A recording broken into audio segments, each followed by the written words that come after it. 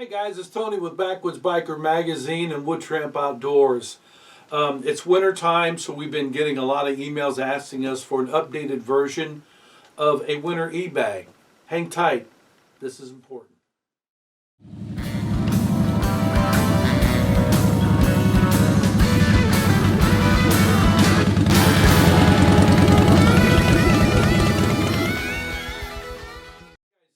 Welcome back. I'm going to put this off to the side for just a second. One of the emails that we received, actually, we wrote this down here. A gentleman out of North Carolina wrote us with a suggested list that he uses for his e-bags. I'm glad for you there, but I feel like you overloaded, everything you got here. There's things that I would never put in my winter e-bag because it's not a bug out bag. It's not a get home bag. It's just a bag that holds the things that is going to keep me alive in my vehicle until first responders come. So, there are 38 items on here, and much of them, would never ever have an application for me because, again, I'm not getting out of my vehicle. Now, the reason that we are doing this right now is because the National Weather Service has issued a bulletin, an emergency bulletin for December 22nd, 23rd, and 24th. And today's the 20th, so that's only 2 days out. And we are going to get anywhere from 6 to 10 inches of snow, which that in itself, that doesn't really bother us here. We get that all the time and much more. But the temperatures are going to plummet down to just hovering around 2 to 4 degrees. But the real killer on it is going to be the 50-mile-an-hour wind. And 4 degrees with 50-mile-an-hour winds will make it feel like it's 30 below zero. And at those temps, less than 30 minutes, frostbite will start to settle in. So you've got to mitigate that, and make sure that you're not getting cold. So black ice develops in those conditions very quickly, especially on the interstate highways, which connects our small burgs one from another. Most of them are like 5 to 10 miles apart. But then, as I said, my office is 34 miles away from my home, and it's all interstate, and on both sides of the interstate it's open fields, whether it's beans, corns, whatever it is. It allows the wind to whip across and carry that snow almost like a mist and drop it on the highway where it melts and refreezes, turns into black ice, the color of my hoodie right now. You can't even tell that it's ice until you're twirling down the road, and that becomes very dangerous. So I'm going to talk to you about the e-bag here.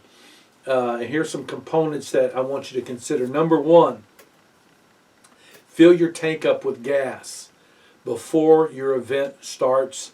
I filled it up today. I told you I'm 2 days out. I filled up today basically because it was $2.72, which is really low compared to what we've been paying. So I took advantage of it. But tomorrow evening, before I leave out of town coming back home, I'll stop again no matter the price, and I'll fill it up again just in case I decide to make that journey on Thursday through those very, very treacherous corridors where it might pose a dangerous threat to me. If I happen to slide off the road, or there is a major accident that shuts down the road where you can't go forward, you can't go backwards, I want to be able to make sure that I have enough fuel in my vehicle to where I can start it, heat it up, shut it off, right? I just don't keep it running. My target, I feel in my area where we are at here, that it would take a super catastrophic event and a chain of events to keep first responders from reaching me in 72 hours or less. That's 3 days. But can that happen? Yes, it's very unlikely here, but it can happen, excuse me, in other areas of the country. You know, a long time would be 24 hours here. But it could happen because if the event transpires like they're predicting, it could create a scenario where there are so many accidents, the first responders are going to be limited in number who can get out. I mean, we just do not have an infinite number of rescue vehicles, you know, so you might be stuck out there for a while. So make sure, number one, that you have a full tank of gas when your event starts. Number two, you want to make sure your phone is fully charged and you have an extra phone charger in your vehicle with you. It's so important. It helps you, you know, communicate. It'll give you an up-to-date status on whatever is the event that you're facing. Many reasons. You can reach out to your family. Hey, you know, I'm okay. Or if you need to call an ambulance, anything like that. You know, cell phones are very important. So with those two things being said, now I'm going to talk about what I think should go into a winter e-bag. And e-bag just means emergency bag. That's all. You got a summer e-bag, a winter e-bag, you know, spring, fall. I got an e-bag for every situation or every season. So for a winter e-bag, I've got 5 different areas that I want to talk about. Number one, I think that first aid should be your first consideration whenever there is an event. You go off, you have an accident, whatever. Is everybody okay? Am I okay? I need to do a triage the people that are with me. And if I have to take care of them, I need to have the appropriate med kit with me. So you'll see that. Number 2 is that once you get that out of the way, because if you have to stop major arterial bleeding, that's the first thing that you got to do. That's why I say first aid's first. It doesn't take a long time, so you'll have plenty of time to do other things. So number 2 is that you need to have some way to visually communicate that you're in distress. Okay, for me, I have an electronic flare. I'll show that to you. That flashes and it makes all kinds of visual impact on in the environment where you're at, especially at nighttime. I make sure that I have an orange bandana to be able to put in my window or tie on my antenna. And then I have a handheld flashlight and I have a headlamp to make sure that when I get out of my vehicle, and that's something you have to do about this point right here, is because you have to get out of your vehicle. If there's snow everywhere, you went into an embankment, you want to dig the snow away from your tailpipe to make sure that it doesn't asphyxiate you or, you know, back up, cause your engine distress or something like that.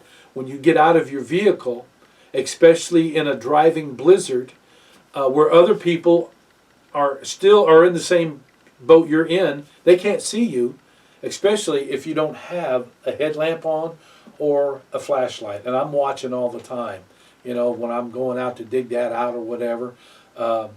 Use the bathroom, you know, if I got to pee in the snow, I'm making sure that people know that I've got this here and I'm down here. Don't run me over. So, you know, emergency is number 2. Then number 3, we got to start talking about thermal regulation, keeping yourself warm. And there are several redundancies that I have that, you know, whether you agree with them or not, to me, they've worked. So I'll share those with you. Next thing is hydration. You know, I plan on 72 hours, you know, which means to me, that's 6 16-ounce bottles, and those bottles will fit in the little pouches behind my driver's and passenger seat in my truck. Plenty of water. I don't have to drink all the time. I just need enough to stay alive.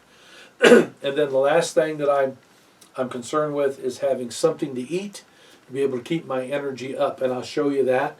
And then you need to have this goes outside of those.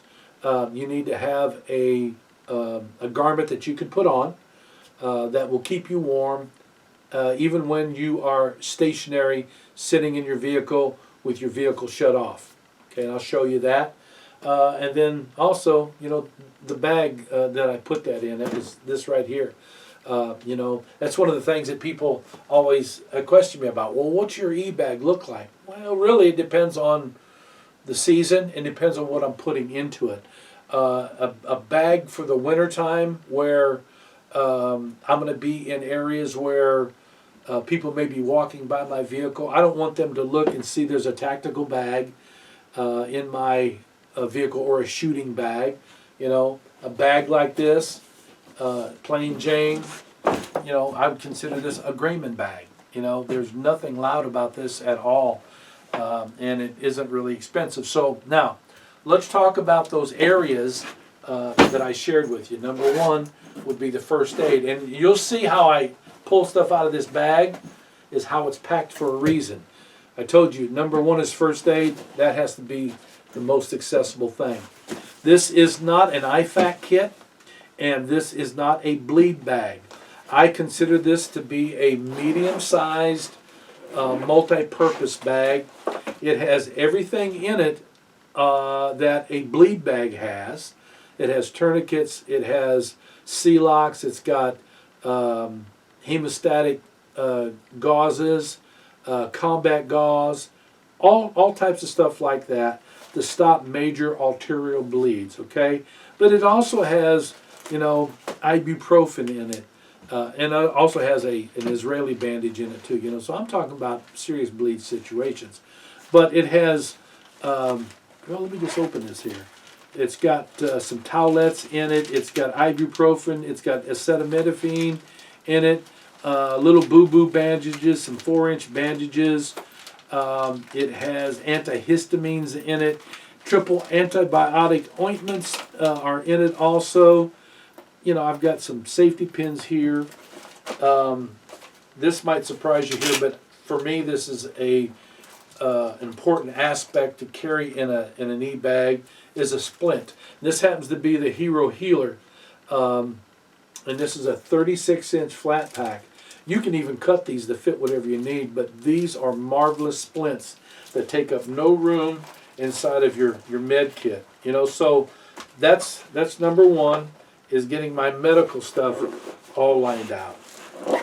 And yours doesn't have to be as extensive as this. You know, it's what you feel like you're going to need, but you know, if you have a need for stopping, you know, major arterial bleeding, there's nothing that works better than a tourniquet, Israeli bandage, C-locks, hemostatic gauzes. You know, you can save somebody's life and save your own with those also. So that's number one. So number two, we were talking about signaling. All right, so now this is the food. I'm just going to put this off to the side for a second here, right? I've got this bag, but inside this bag is two of these. These are wax canvas bags that I really love, especially using them with a bucket style pack. You know, I don't have to dump my stuff out all over the place. I got these little bags. Okay, so next thing is emergency stuff. I told you that I'd use a bandana, an orange bandana. Anything orange is international color for distress. You let people know whether you tie it on your antenna, open up your driver's side window, and you know, hang this out and be blown in the wind. You know, people are going to see this, and those people that are in the know will know that you are in distress.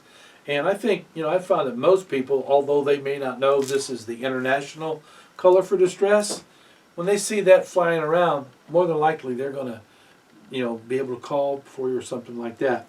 All right, I told you about a flare, right?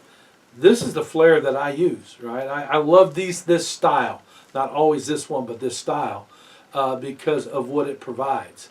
You know, you can see this from a long way away from your vehicle. And I would put this on my tailgate if I was nose down into a ditch. This would go on my tailgate so you can see that out there. If I'm sideways, it would go on the side of my cab, wherever I can stick this magnet. It's got a hook on it, but it's got a magnet also. And I think this one's got like 7 or 8 different modes, even an SOS. But you know, I kind of like that one. That dude is like non-stop. You know, this is a good one too to get people's attention. right? And then, of course, I told you flashlights. Didn't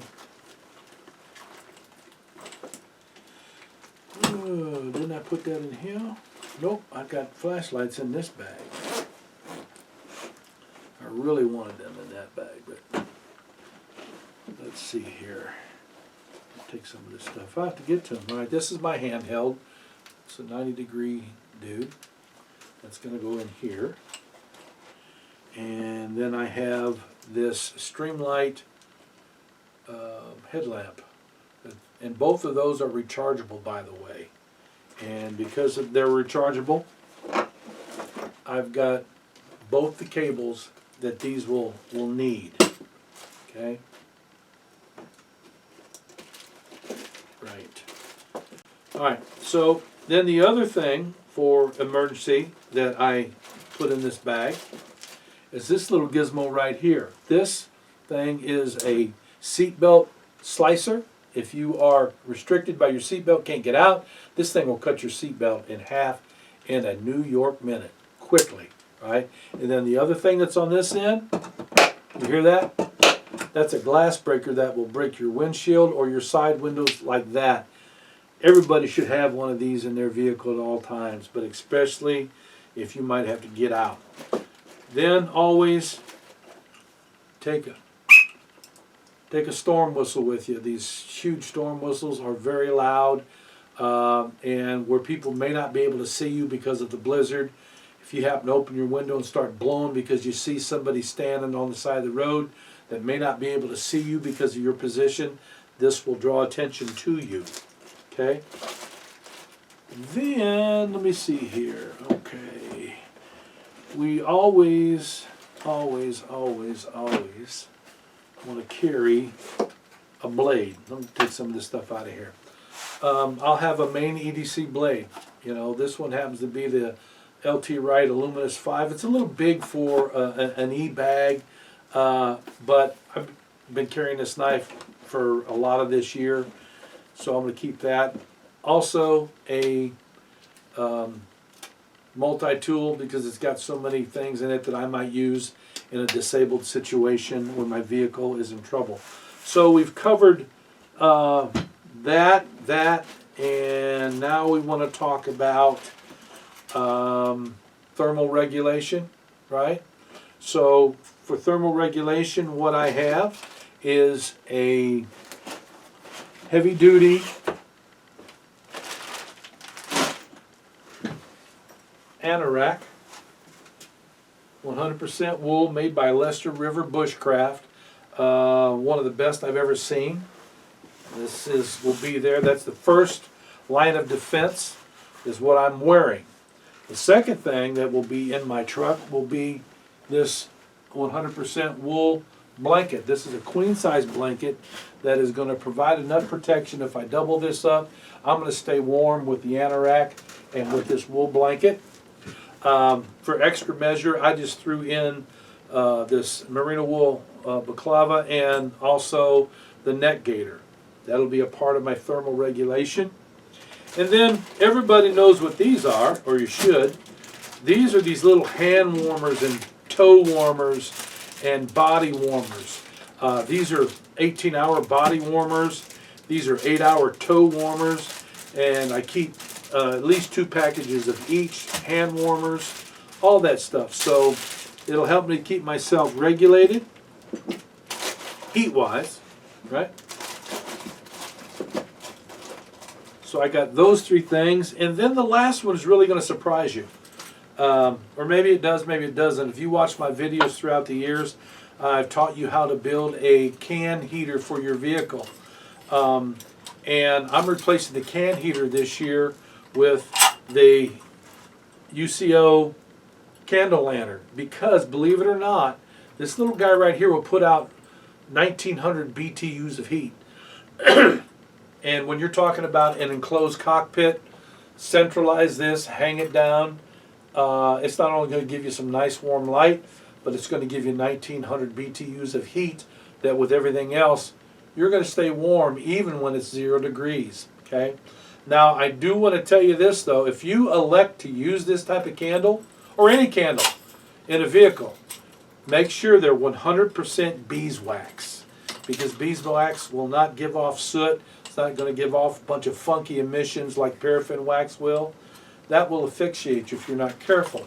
But with that being said, you know, you still want to be able to crack that window just a tad to let some fresh air in, let out whatever you might have. So then the last thing, of course, for thermal regulation is a pair of gloves.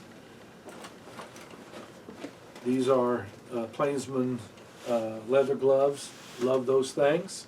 I'll put this in here as well. And then a pair of heavy-duty socks. These are heavy-duty Expedition Merino wool socks. I can't tell you how important it is to keep your feet nice and warm, and also a way to be able to wick away any sweat. These will do that, okay? And those go right there in that bag. And then also, this isn't thermal regulation. We're done with that. This is just something that I may have you know, missed along the way here, but I always put a notebook of some sort. I love these right in the rain, in or out of the inclement weather. You can take these with you, okay? So we're right in line there. And then for water, what did I tell you about the water? Well, that's an easy one. You know, I'm not taking a Clean Canteen or a Bush Pot or anything like that. I'm taking 6 16-ounce bottles of water that will fit in the back of my truck. It will go behind my driver's seat, and it'll go behind my passenger seat. Plenty of water to last me up to 72 hours. That's what that's all about. So that's my hydration. And then for a little food stuff, you know, I've got some jerky.